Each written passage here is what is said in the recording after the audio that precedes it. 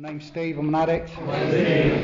Evening everyone, thank you Michelle for asking me to come and share and find this meeting. Luckily I didn't turn up to the last place in Ferndown. I'll be running around thinking must have the wrong night or something. I'm Steve, I'm an addict, and a little bit about sort of my life and how I sort of came across drugs and got into drugs and stumbled into drugs and then drugs becoming a way of life, a part of life, and then absolutely destroying me and bringing me to my knees. And then how I came across you guys and girls and found recovery and hopefully live happily ever after, which is going quite well at the moment.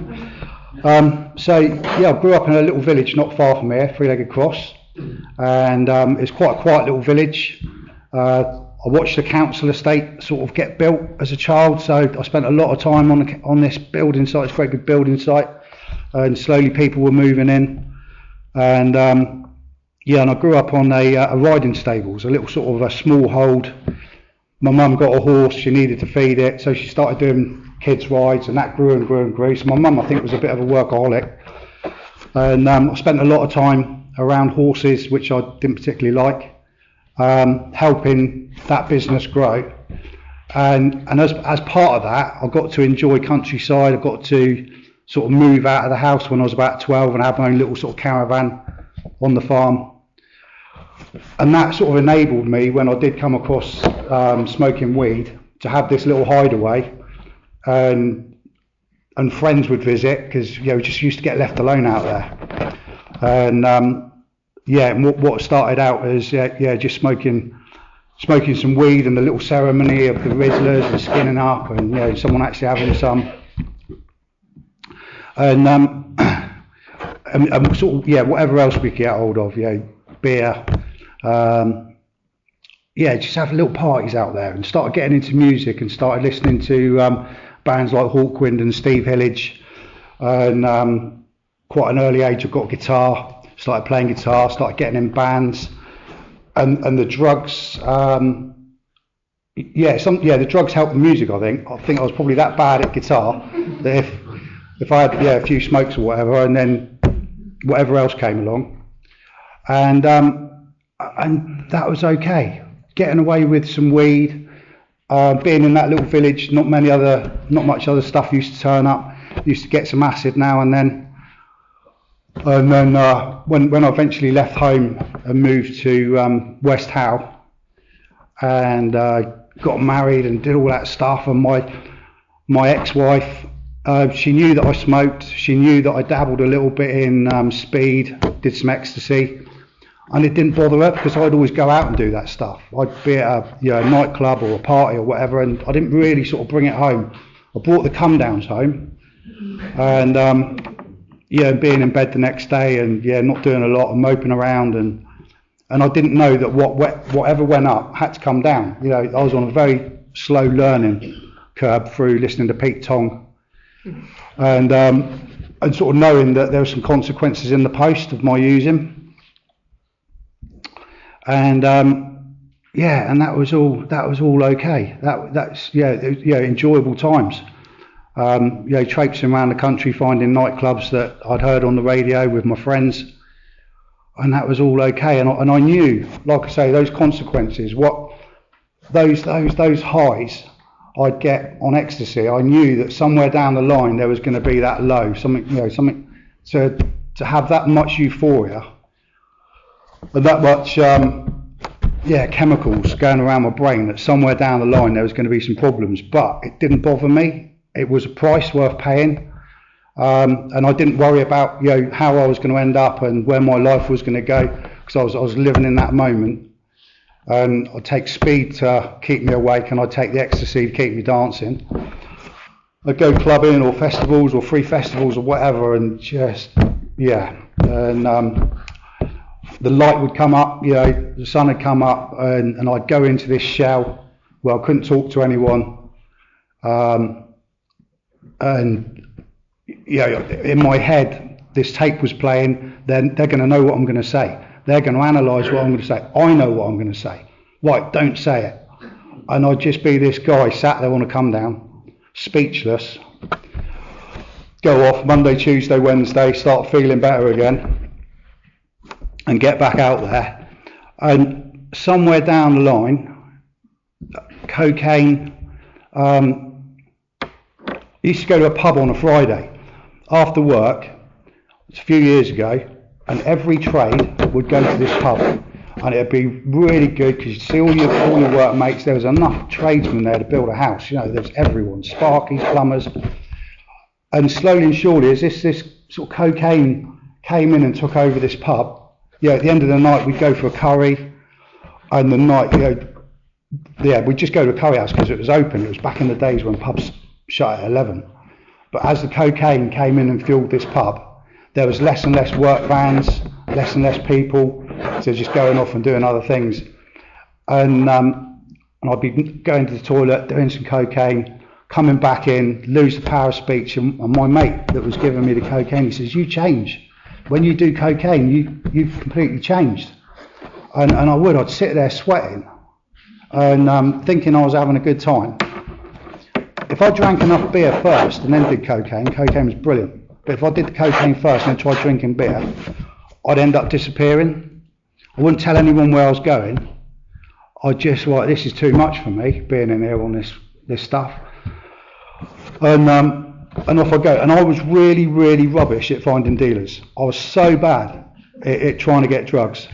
I only knew one person, and I'd buy it a gram at a time. I didn't know about deals where you could buy 100 quid's worth and get 2.5 or 150. So I was backwards and forwards buying grams, paying a fortune for it.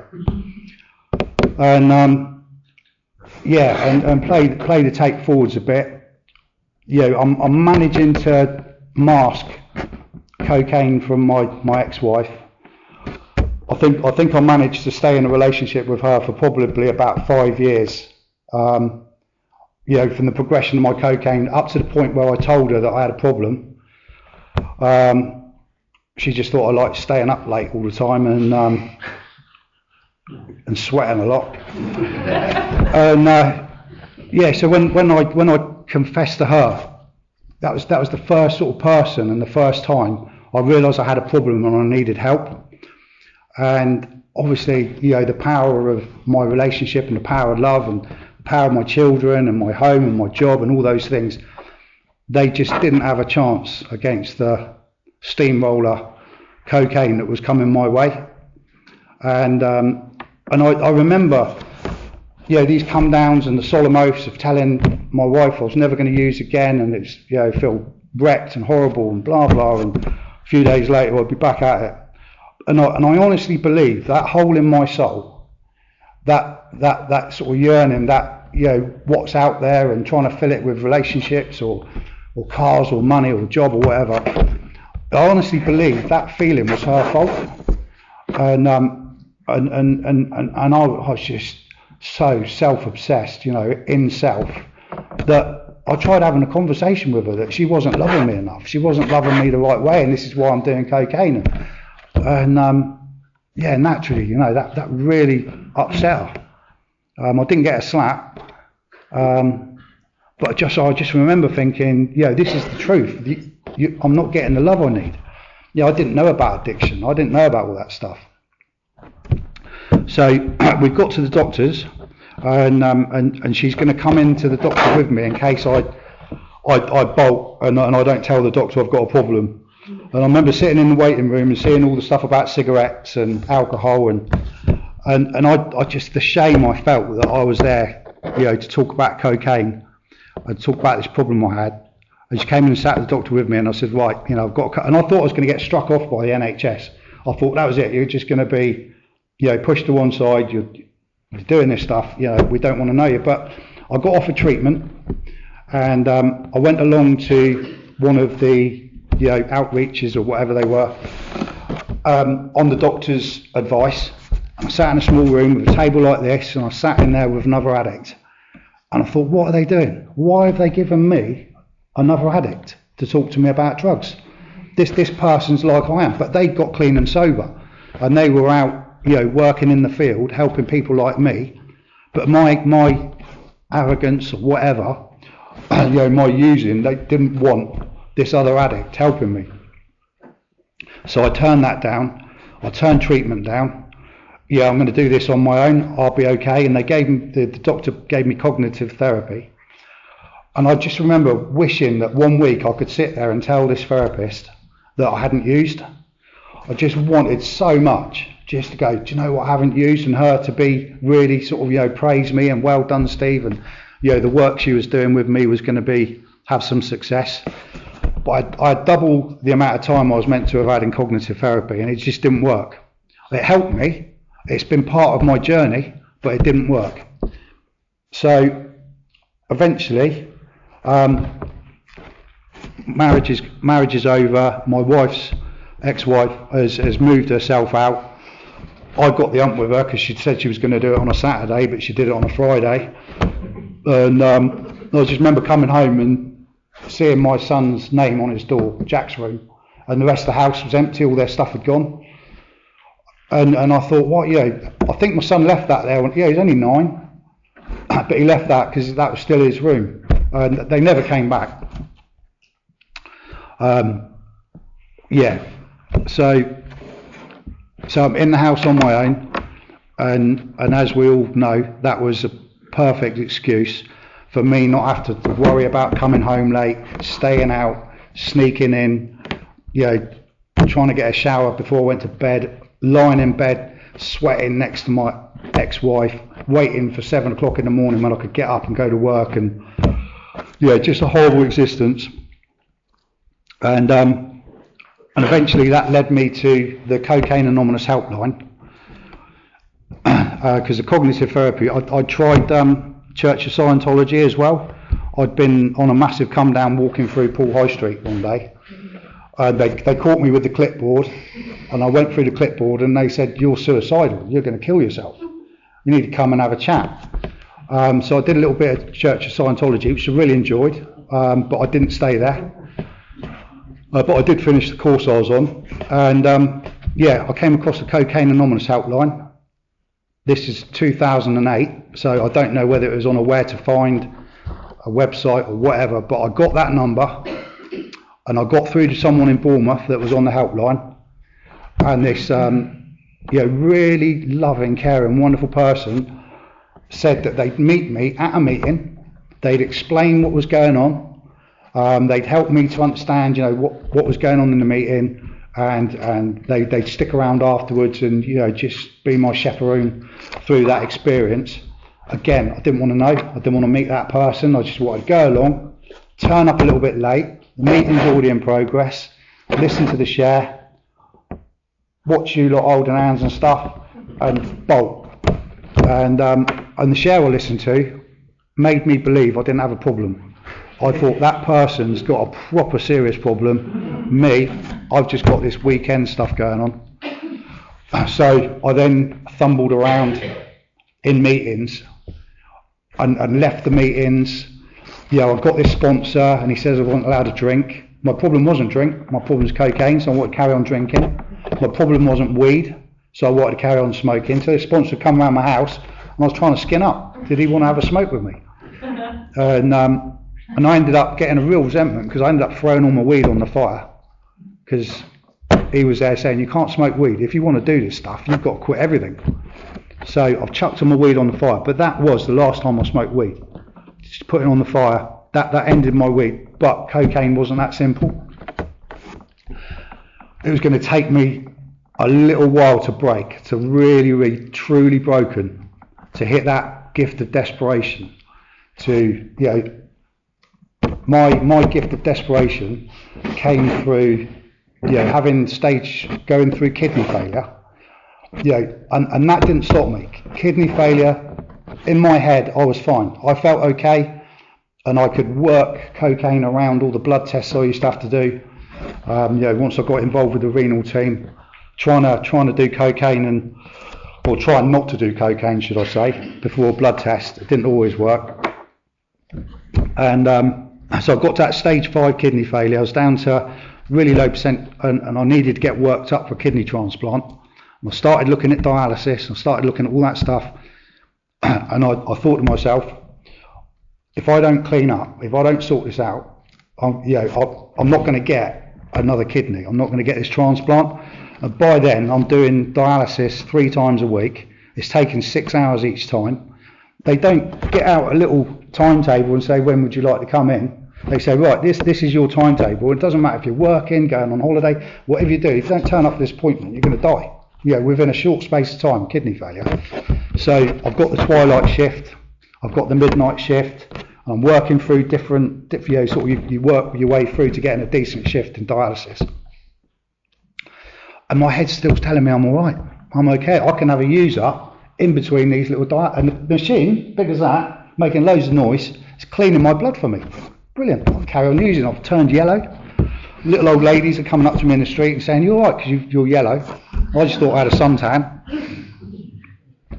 But then, that was my gift of desperation. It was either perish and die, but carry on using cocaine, or take on the steps, which I'd looked at quite a few times, and I'd balked at God, I'd balked at step 4, and this time I was prepared to do whatever was necessary, do what my sponsor suggested, to the word, and embark on that self-discovery, because I was unconsciously incompetent, incapable of staying clean and working these steps without without the help of my sponsor.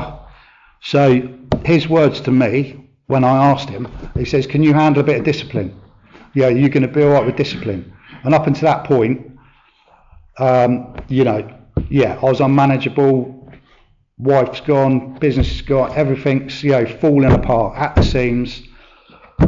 I'm now needing to sleep a lot because my kidney function's really down, and the dialysis machine is doing its job, but I'm still using. So I'm prepared to take some discipline from my sponsor, write down the suggestions, get myself another big book. I've probably got 3 or 4 where I tried going through, got myself a new big book. And I let God into my life. It's important for me to have that higher power, because my step 1, cocaine was more powerful than me. It was more powerful than my children that I dearly loved. They wouldn't help me give up cocaine. So I got that step 1, realising cocaine was more powerful than me. I started looking into a higher power.